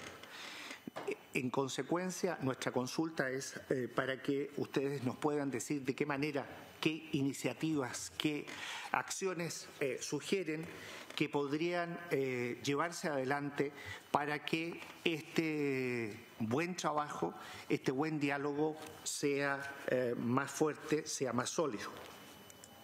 En segundo término, y en la misma idea del diálogo, algunos de ustedes, candidata y candidatos, han expresado la importancia de este buen diálogo que debe existir entre nuestras jurisdicciones nacionales y la Corte Interamericana de Derechos Humanos. Hay un trabajo de promoción, de conocimiento, de difusión de la jurisprudencia de la Corte Interamericana de Derechos Humanos, tanto la jurisprudencia contenciosa cuanto de la propia jurisprudencia consultiva.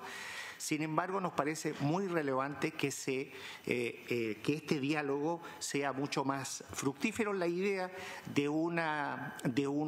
más que de un control de convencionalidad, que es un tema que ciertamente nuestros países están estudiando, están reflexionando nuestros jueces y están aprendiendo de esta idea, yo creo que también es muy importante que podamos pensar en que este diálogo de la internacional, interamericano, con las jurisdicciones nacionales, con nuestras cortes, con nuestros tribunales, se vea favorecido, se vea fortalecido. Y la tercera es una consulta que nos ha surgido a propósito de los comentarios que formuló el candidato Ricardo Pérez Manrique y que vemos además en el trabajo, en el documento en el que nos señala su trayectoria, en fin, en el que nos habla sobre favorecer una actuación ética de los jueces, las jueces de la Corte Interamericana de Derechos Humanos.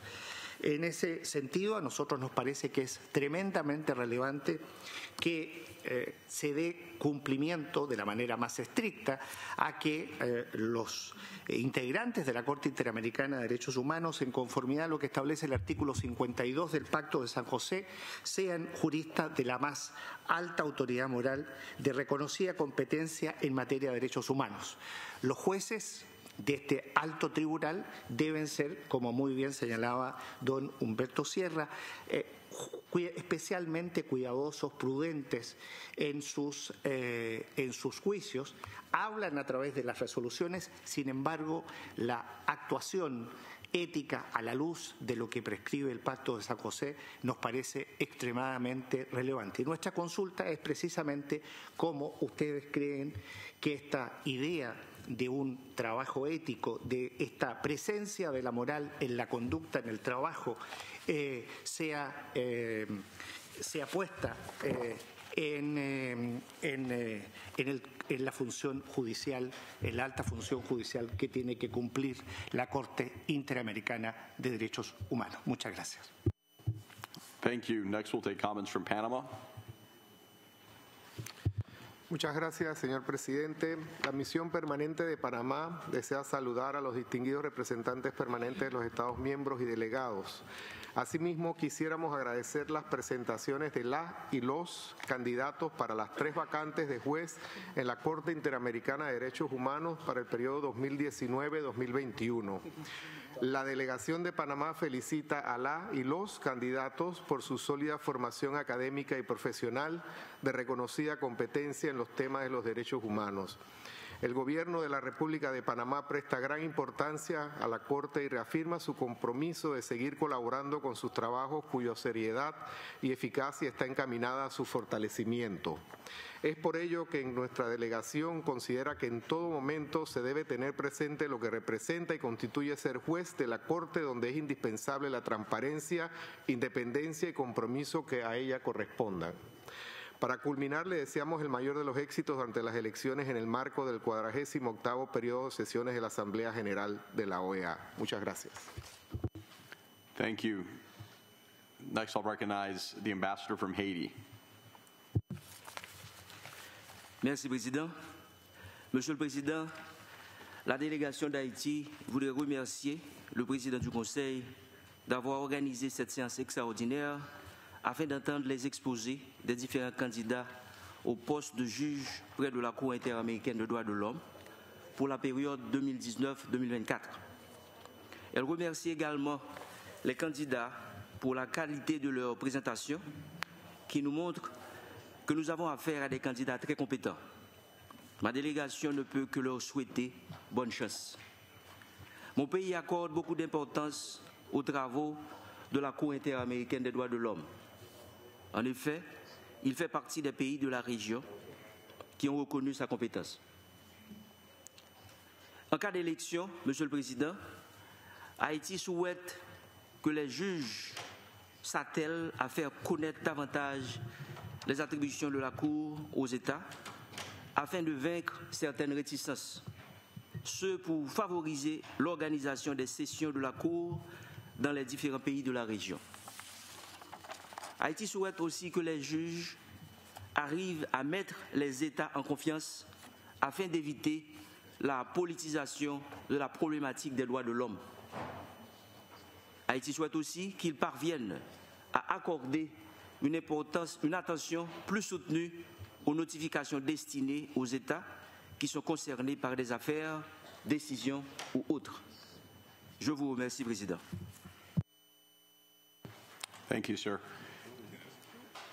Next, we'll take comments from the ambassador from Colombia. You are recognized. Gracias, presidente.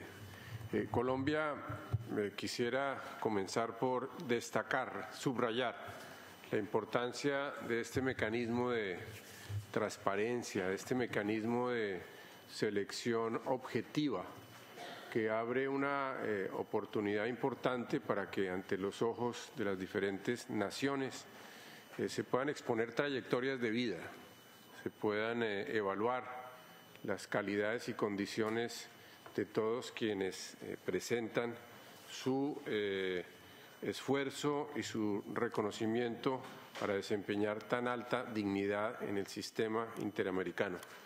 Quisiéramos comenzar por agradecer a todos a la candidata y a los candidatos, a doña Elizabeth Subsuiturri, a don Eduardo Ferrer, a don Ricardo Pérez y desde luego a Humberto Sierra Porto por presentar su currículum, su esfuerzo en trayectorias, repito, que reúnen una magnífica formación y trabajo en el área académica, un recorrido importante en la vida pública desde distintas perspectivas, un recorrido en la trayectoria judicial y sobre todo un apego a esos valores fundamentales de los derechos humanos. A todos ustedes, nuestro reconocimiento como países por la concurrencia a este momento del Consejo Permanente y de la organización. Quisiéramos igualmente preguntar, indagar sobre las propuestas, ya se han perfilado por parte de ustedes, pero lo relativo a la importancia de tener relaciones con los distintos actores del sistema interamericano y del sistema de derechos humanos. Consideramos que es fundamental que haya una armonía, un entendimiento, una relación para que resulte más fuerte el esfuerzo.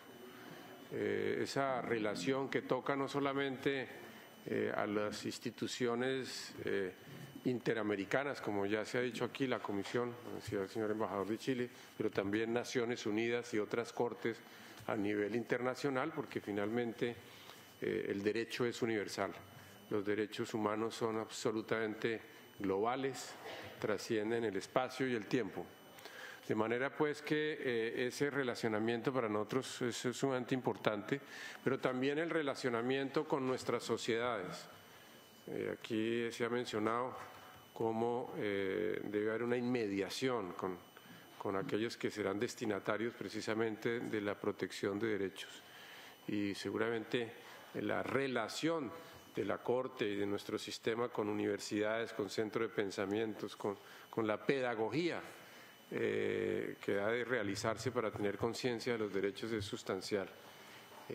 Todos ustedes provienen de centros de estudio y de pensamiento y así lo ejercen. Creemos que el aporte también desde esa atalaya de la justicia en el continente va a ser fundamental. Y finalmente, también aquí se ha mencionado cómo la justicia, el derecho, es para proteger a los más débiles. Estamos en un continente donde pues, la desigualdad y la inclusión son uno de los desafíos permanentes frente a grupos étnicos, frente a mujeres, frente a niños. De manera que también cabe la pregunta acerca de la perspectiva y la proyección que ustedes ven en esta tarea tan importante en la cual han de aportar su solvencia académica, su formación, pero en especial, y yo terminaría con esto, su ponderación, esa facultad más allá de lo divino, de juzgar, requiere equilibrio, requiere serenidad, requiere ponderación. Y en ese sentido, pues ese gran honor por el cual ustedes se presentan, pues requiere de esas absolutas condiciones y calidades. Gracias, presidente. Thank you. Next, we'll take comments from the ambassador from the Dominican Republic. You are recognized. Muchas gracias, señor presidente. En primer término, quisiéramos agradecer al presidente del Consejo Permanente por la convocatoria de esta sesión extraordinaria para nosotros escuchar los candidatos a esta importante corte. En segundo término, en segundo lugar, nosotros quisiéramos agradecer la brillante exposición hecha por cada uno de los candidatos. Y siendo muy breve, quisiera resaltar dos aspectos fundamentales, subrayar dos aspectos fundamentales. Algún candidato expresó que no quisiera mencionar el nombre por ser, ¿verdad?, genérico. Resaltó la importancia de que la Corte tome sus decisiones tomando en cuenta el derecho interno. Eso es bastante importante y obviamente siempre y cuando esas normas de derecho interno vayan en consonancia con las normas de derecho internacionales. Eso es bastante importante, ese elemento. Y en segundo término, que no quisiéramos también mencionar el nombre por la misma condición de igualdad, hubo una candidata que mencionó la importancia de la pluralidad.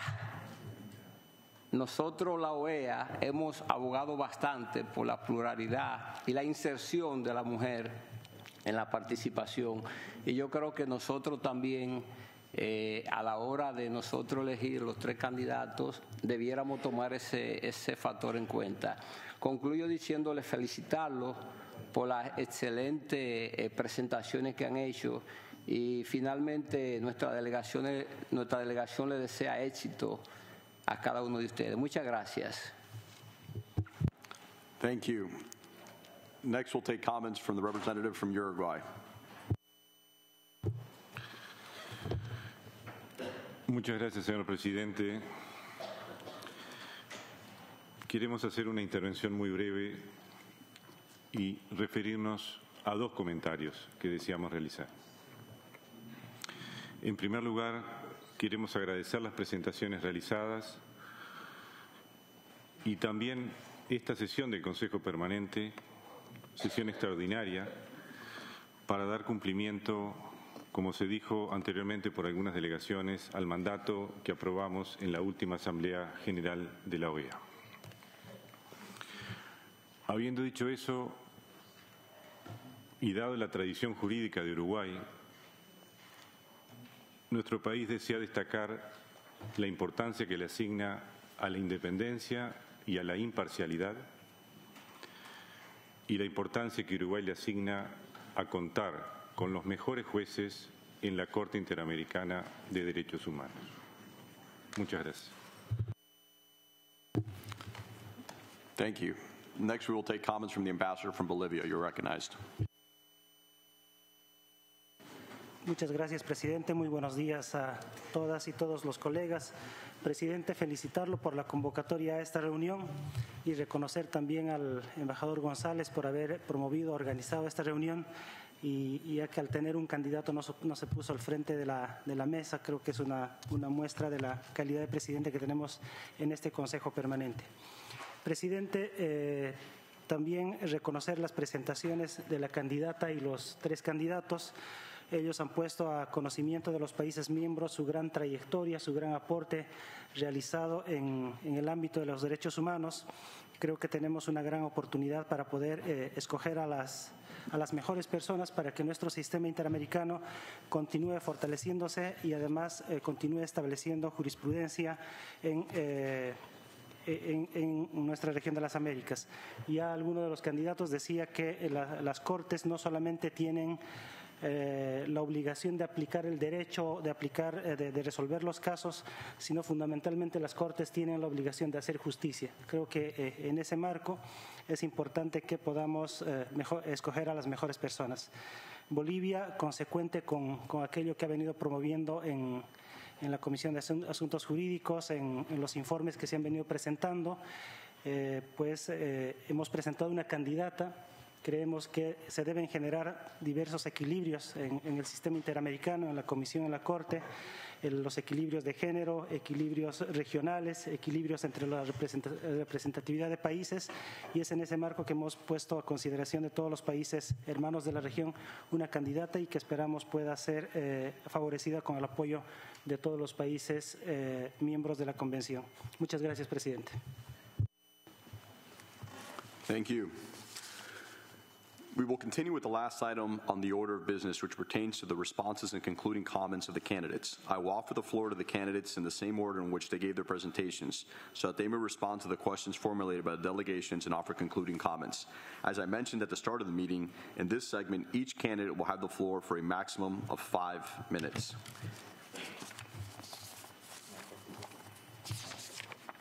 So our first candidate will be Ricardo Perez Manrique. I'm sorry, our first candidate will be Eduardo Ferrer McGregor Poisat. You're recognized.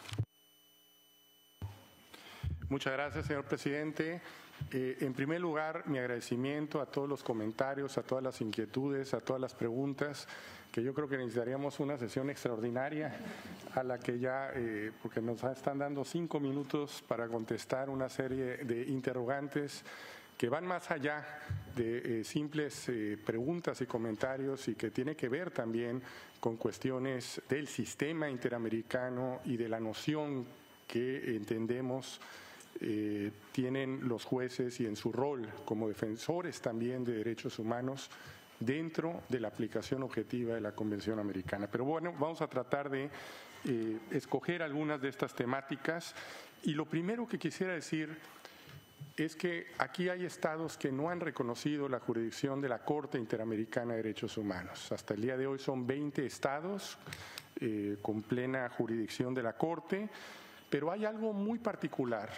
La Convención Americana, que es lo que a nosotros tenemos la obligación de aplicar e interpretar, establece la posibilidad de que cualquier estado de la OEA pueda presentar solicitudes de opinión consultiva. Es decir, sí tenemos competencia para interpretar la Convención, y ojo, el artículo 29 de la Convención, normas de interpretación, remite a esta famosa Declaración Americana de los Derechos y Deberes del Hombre que que se aprobó junto con la Carta de la OEA. Entonces, esto hace que todos los países del hemisferio también puedan participar en esta competencia que tiene la Corte y eventualmente puedan solicitar. No se ha dado ningún caso de un Estado que no sea parte de la Convención y que haya reconocido la jurisdicción, que haya presentado una solicitud de opiniones consultivas, pero eso está abierto. No es un caso contencioso, sino es una manera de preguntarle a la Corte cómo interpretar convencionalmente determinada ley nacional incluso, o bien en general algún aspecto convencional. Han salido preguntas sobre presupuesto. Evidentemente agradecemos muchísimo que en la última Asamblea General de la OEA en Cancún se haya aprobado un 100% aumentar el presupuesto del fondo regular, porque esto nos permite pasar de 2.7 a 5.4 en 3 años. De hecho, este año, ya con $900,000 adicionales, vamos solventando este déficit que ya teníamos porque la cooperación internacional se había disminuido en los años pasados. De tal suerte que confiamos que lo que se aprobó en Cancún pueda continuarse para que de aquí a 3 años podamos tener este 100% de presupuesto regular y, por supuesto, responder a estos planteamientos. Algunos de ellos tienen que ver con el sistema, pero también algo muy importante, que lleguemos a tener a los órganos del sistema, Corte y Comisión, hablo de Corte, con jueces de dedicación exclusiva, como cualquier tribunal nacional o como la mayoría o casi todos los tribunales internacionales funcionan. Creo que se podría lograr, si se sigue con esta tendencia, para que los estados sean los que en última instancia financien precisamente los órganos del sistema. También se ha hablado de la relación del diálogo de la Corte y Comisión. Aquí Humberto Sierra no me dejará mentir, cuando llegamos a la Corte en el año 2013, llevaba 7 años que la Corte y la Comisión no se reunían. En el 2013 tuvimos un primer encuentro de los plenos Corte y Comisión en San José de Costa Rica, y desde el 2013 hasta la fecha, cada año, ya llevamos 5 años consecutivos, nos reunimos Corte y Comisión, el Pleno, y ya es frecuente también las reuniones de las mesas directivas. Esto, obviamente, cada quien respetando sus propias competencias, pero también hablando claramente sobre los aspectos funcionales del sistema interamericano. Creo que este tipo de diálogos deben incrementarse y, de hecho, ya tenemos programado el 1 de septiembre de este año en la Ciudad de México, con motivo del seminario Héctor Fixamudio, esta reunión de los plenos.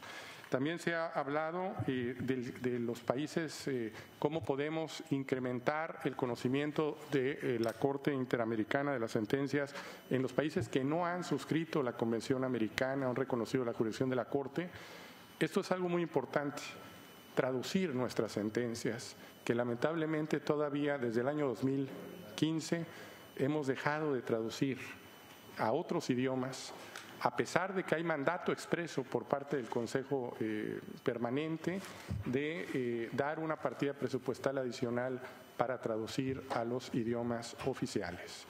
Con la cooperación internacional estamos haciendo traducciones de las principales opiniones consultivas y sentencias, pero creo que esto es fundamental para el diálogo, no solamente dentro del propio continente, sino el diálogo también en el derecho internacional de los derechos humanos con otros tribunales internacionales y órganos, por ejemplo, de Naciones Unidas, si lo vemos en su integralidad, que todos estamos trabajando en el desarrollo del derecho internacional de los derechos humanos. If you could wrap it up, please. Con esto termino. Hay muchas otras cuestiones, pero seguimos en un diálogo permanente. Thank you. Next is Nardi Suso Iturri. You are recognized.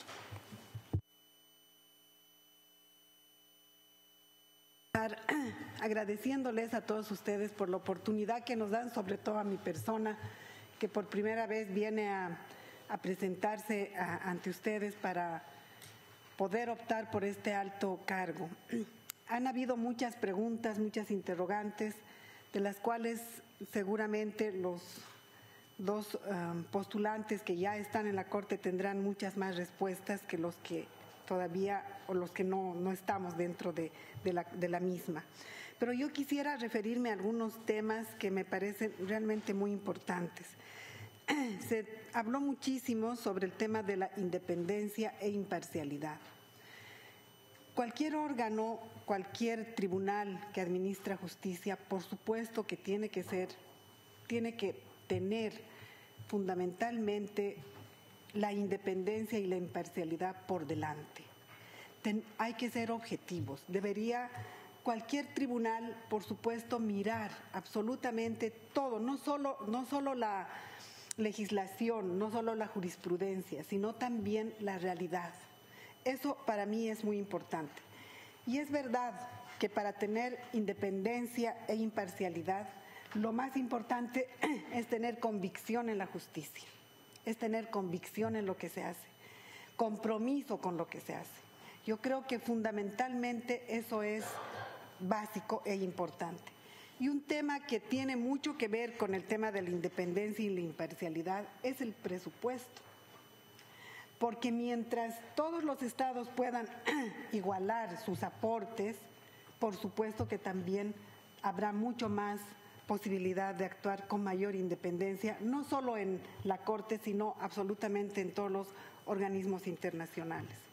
Creemos que el compromiso de los estados con los diferentes órganos, como la Corte, como la Comisión, como el MESICIC, como todos los órganos interamericanos, tiene que ser mucho más, un compromiso mucho más fuerte y un compromiso que además se refleje en un apoyo absolutamente en todas las áreas. También quisiera referirme a un tema de que se ve muchas veces, y por las preguntas también se puede deducir, que se ve que estos organismos, ya sea la Comisión o la Corte, se los ve desde el Estado, especialmente desde los gobiernos, como antagónicos. Y tiene que dejar de mirarse de esa manera a estos organismos. Hay que mirarlos como órganos de apoyo, como órganos que nos van a, por supuesto, que van a ayudar a los gobiernos a avanzar en el cumplimiento de los derechos humanos, como órganos de apoyo y de consulta permanente. Yo creo que es importante, por esa razón, seguir difundiendo, seguir haciendo conocer la labor que realiza la Corte, y esto de, por ejemplo, de traducir las sentencias, de socializar las sentencias. Esta es una tarea fundamental.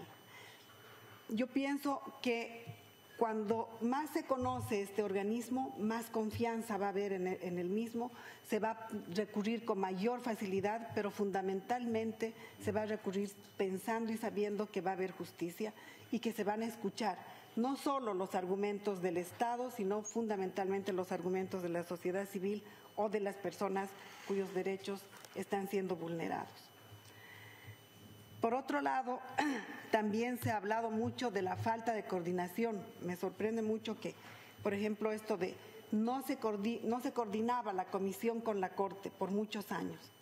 Esto no puede suceder. Todos los órganos que tienen que ver con la administración de justicia, que tienen que ver con el cumplimiento y velar por el cumplimiento de la Convención Interamericana de Derechos Humanos, se tiene que tener una coordinación realmente muy fluida, una coordinación en la cual, por supuesto, respetando las atribuciones de cada órgano, pero sí pensando en el bien mayor.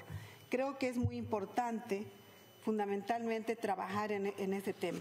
Y un tema que realmente yo rescato mucho, y seguramente el postulante del Uruguay nos va a ampliar un poco más, es sobre este código de ética. Esto, sin duda alguna, va a garantizar también el hecho de que se vea a los jueces de la Corte Interamericana con mayor solvencia, que se los vea con todo el respeto que el día de hoy se los ve, pero además contar con un código de ética va a ayudar también al mejor funcionamiento de la Corte. Eso simplemente para ir ya concluyendo, pero además pienso yo que el apoyo de todos ustedes a la Corte Interamericana, a la Comisión Interamericana, sin duda alguna va a fortalecer este órgano tan importante para la región. Muchas gracias. Thank you. Next, we'll take comments from Ricardo Pérez Manrique. You're recognized. Bien, ha habido varias preguntas imposibles de responder en estos 5 minutos, pero avancemos sobre algunos de los temas. Esta cuestión del relacionamiento con la Comisión Interamericana, yo pienso que, y lo rescato lo siguiente, que hay que actuar en función del sistema. Todos integramos un sistema en el cual cada parte tiene su función, y que para que ese sistema funcione adecuadamente, esas partes también tienen que estar en comunicación en las áreas que son comunes. Es decir, la Comisión es un órgano que no tiene naturaleza jurisdiccional y la Corte Interamericana es un tribunal. Pero la Comisión tiene la llave de acceso a la Corte a través de la presentación de casos. Por lo tanto, es decir, forzosamente hay que tener un diálogo, actuar en función del sistema, porque si no se actúa bajo determinadas reglas de trabajo común, se corre riesgos muy grandes, entre otros que la Corte sea desbordada por el reclamo de trabajo que le ponga la Comisión, por ejemplo, ¿no? Entonces, acá hay que actuar en función del sistema. Me consta que el doctor Ferrer está muy preocupado por este tema y que ha promovido reuniones permanentemente, y creo que esa es la línea de trabajo en la que debemos continuar. Sobre el aspecto presupuestal, yo he visto los 2 informes últimos de la Corte Interamericana, los avances que se han hecho a través de la mejora del presupuesto con 3 cuotas del 33%, que se llegaría a una duplicación. Hay que admitir que los estados tienen sus propias dificultades, que la OEA está en una situación complicada desde el punto de vista presupuestal. Deseamos fervientemente que ese compromiso se cumpla por parte de los estados, pero quiero hacer una muy breve referencia a la cooperación internacional o a la ayuda internacional. Yo creo que es muy importante trabajar en la ayuda internacional de gobiernos, de instituciones, etcétera, pero que hasta ahora eso no se ha dado, pero generalmente la ayuda que viene desde fuera del sistema es una ayuda que está direccionada hacia determinados programas. Y esa ayuda direccionada hacia determinados programas a veces hace que no se pueda atender otros requerimientos. Entonces yo creo que habría que buscar formas de financiación que consistan en la creación de un fondo de apoyo a la Corte, un fondo extrapresupuestal de apoyo a la Corte, pero que la dirección final de los fondos sea determinada por la propia Corte.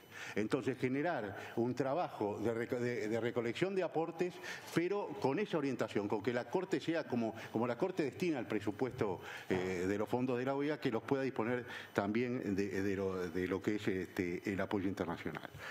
Y después está planteado, acá hay dos temas planteados que han sido recurrentes. Uno es el de la ejecución de las sentencias. Yo ahí hablé de contacto con los países. Humberto Sierra planteó claramente el tema de la experiencia de la Corte cuando se constituye y ve las realidades. Y yo creo que cuanto más empapado se esté en la realidad nacional sobre la que se opera, las sentencias razonablemente van a ser de una ejecución más sencilla, ¿verdad? Entonces me parece que este es un buen camino, conocer las realidades nacionales, es un buen camino trabajar exactamente en el contenido final de la sentencia. Yo sé que se ha hecho y en este sentido me propongo colaborar para mejorar esto. Y la otra cosa que hay que plantearse, yo he estado revisando el proceso de la Corte, y a mí me da la impresión, es decir, casi todos los países en la región, por lo menos los de Sudamérica y algunos de Centroamérica, hemos ido a reformas procesales que tienen que ver con la oralidad, que la Corte la tiene, pero tiene que ver fundamentalmente con la supresión de etapas escritas y con supresión, por ejemplo, de réplicas y dúplicas, sea de alegatos, sea de escritos, etcétera, etcétera. ¿Por qué no pensar en ajustar el reglamento de la Corte de manera que los procesos puedan ser más cortos? Entonces, acá, y ahí tenemos otro problema, acá está, es decir, yo aspiro a que si soy electo a la Corte, cuando cumpla mi mandato, sean mucho más de 20 los países que aceptan la competencia de la Corte. Y para eso tenemos que admitir que la Corte tiene que crecer fundamentalmente a partir de países que no hablan español. Por lo tanto, el tema de incorporar el inglés y el francés de una manera permanente a la tarea de la Corte, y eso cuesta dinero, es parte de una política de crecimiento de la Corte. Y creo que este es un tema que también hay que tenerlo en cuenta a nivel presupuestal y también a nivel del crecimiento de la Corte. Finalmente, me reservo para este planteo de la cuestión del Código de Ética. Yo quiero aclarar lo siguiente, estoy planteando una autorregulación ética, porque la ética tiene que ser una autorregulación. Si los propios actores no lo aceptan, una imposición exterior no da resultado. Y esto tiene que ver con cosas muy importantes. Si nosotros vemos, es decir, igual hay en Europa muchos documentos, pero hay un documento central de ética que son las reglas de Bangalore sobre comportamiento judicial, que maneja 5 o 6 valores y con ejemplos muy claros.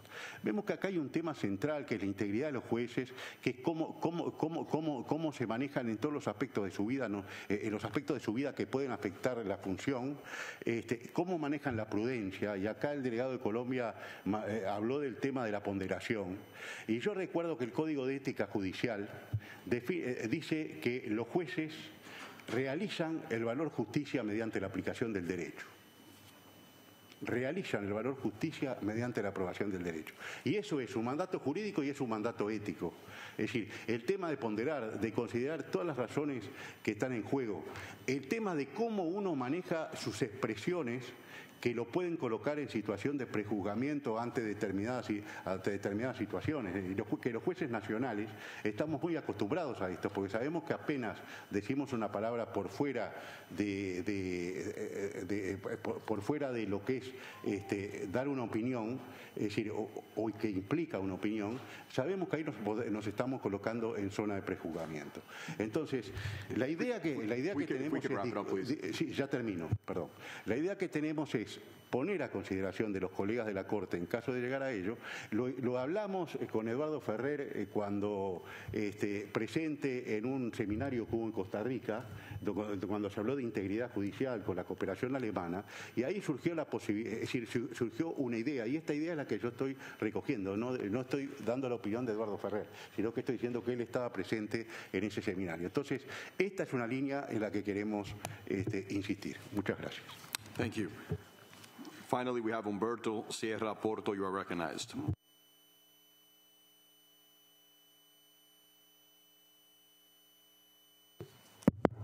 Hay varias preguntas que hacen referencia a un mismo tema y creo que de esa manera podemos tratar de aproximarnos. En primer lugar, creo que el punto central aquí, en una asamblea de estas características, de la más alta conglomerado de hombres y representantes de estados de América Latina, es tener presente que estamos ante un cambio copernicano en la manera en que se relaciona el derecho internacional con el derecho interno.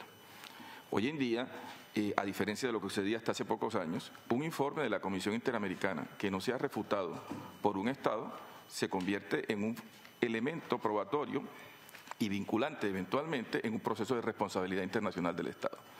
Antes lo que era soft law, hoy en día es necesario tener mucho cuidado, tener presente toda la actividad diplomática, toda la actividad de los organismos internacionales, es necesario tenerla presente porque puede eventualmente ser un elemento de juicio para una toma de decisiones.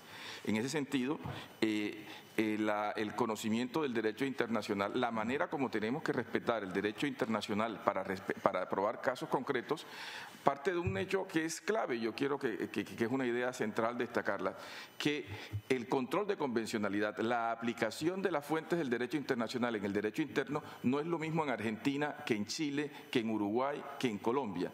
Cada país, el control de convencionalidad es un concepto que se construye desde dos lados, por el lado de la Corte Interamericana y también por cada uno de los estados. Eso perfectamente puede ser compatible para entender un poco las preguntas que técnicamente se elaboraron por el Estado argentino. Entonces, yo creo que eso no podemos perderlo de vista. La Corte Interamericana es un órgano que también tiene una filosofía esencial, y es que con sus decisiones no solamente resuelve un caso concreto de un ciudadano de nuestros países, sino que además genera un efecto catalizador de transformaciones sociales que permiten evitar que se reproduzcan las condiciones que generaron la vulneración del derecho en un momento dado. Es decir, la participación de la Corte Interamericana supone la posibilidad de que se generen transformaciones profundas en la forma de respetar los derechos en cada uno de nuestros países. Ejemplos tenemos en cada uno de los estados. Hacen una pregunta muy interesante. ¿Cómo el presupuesto de la Corte Interamericana es suficiente? Esa pregunta es muy buena por una sencilla razón. Todo depende de lo que queramos de la Corte Interamericana, de cuál sea el diseño de corte que se quiera. Dependiendo de cuál sea la filosofía que se tenga, podemos decir que es suficiente o no lo es. ¿Queremos una Corte Interamericana con 20 sentencias al año? Pues el presupuesto puede ser adecuado. Queremos una Corte Interamericana en donde se están haciendo la acumulación de 15, 20, 30 casos para que la decida, pues entonces se requiere una capacidad operativa diferente. Se requiere una Corte Interamericana que cada vez sea más decisoria de efectos políticos a través de opiniones consultivas, o se quiere que esencialmente se dedique a la decisión de casos concretos, de casos individuales. Eso es esencialmente parte de las dificultades que se están señalando. Ahora, ya en esa dinámica, entonces, yo creo que el punto está en que ¿qué debe ser el sistema interamericano? ¿Qué debe ser la Corte Interamericana? Requiere necesariamente de decisiones políticas, decisiones en este seno, y que, por supuesto, con la interlocución y con el desarrollo y la comunicación que tengan con nosotros, pues se puede construir de una manera más adecuada, pero esencialmente se requiere de un protagonismo político para poder saber hacia dónde se dirige. Es absolutamente inaceptable que más de la mitad del presupuesto o la mitad del presupuesto del trabajo de la Corte Interamericana provenga de cooperación internacional de países que no están en este seno. Eso no es aceptable. Ahora, depende también de qué queramos con el sistema. Insisto, ¿qué tal? Parte de las más importantes transformaciones estructurales en materia de derechos humanos originadas a través de la Corte Interamericana deben ser impulsadas por el apoyo de los países a quienes se dirige ese beneficio. Y estamos hablando de un presupuesto muy reducido. pero esencialmente muy significativo para efectos del impulso político, el impulso en derechos humanos que se quiera dar en este momento. Finalmente, en el tema de ética, yo creo que hay también un problema de responsabilidad política de todo del seno de la OEA. Cuando se hace el diseño de la Corte Interamericana hace muchos años, el perfil de quienes integrábamos la Corte Interamericana en buena parte eran de personas que venían de la diplomacia. Y en la historia nuestra hemos tenido embajadores, hemos tenido personas que fueron funcionarios de Cancillería y han sido jueces. Yo creo que hay que hacer una revisión del régimen de inhabilidades, de incompatibilidades para tratar de adecuarlo y evitar incertidumbre sobre cómo es la manera correcta en que se tienen que exigir ese tipo de requisitos. Pero yo quiero decirlo porque puede generar un impacto, un efecto diferente. Problemas de ética, de moral en la Corte Interamericana jamás se han producido. Las condiciones, la calidad de todos los jueces al momento de decir los casos concretos ha sido impecable y gracias a eso estamos donde estamos. Ahora, eso no significa que debamos tener prevención y tratar de evitar circunstancias que puedan darse y que desafortunadamente las experiencias de muchos tribunales nacionales nos lo están mostrando. Muchas gracias. Thank you very much. I would like to thank the delegates for their participation and also the candidates to judgeship on the Inter-American Court of Human Rights for the 2019 to 2024 term, the elections for which will be held at the 48th regular session of the General Assembly. Nardi Suxuiturri, Humberto Sierra Porto, Eduardo Ferrer McGregor, and Ricardo Perez Manrique. We have thus fulfilled a mandate contained in Resolution AG, Resolution 2908. A record of the proceedings of today's special meeting will be set down in the appropriate minutes. If there's no further business or comments, the meeting is adjourned. Thank you.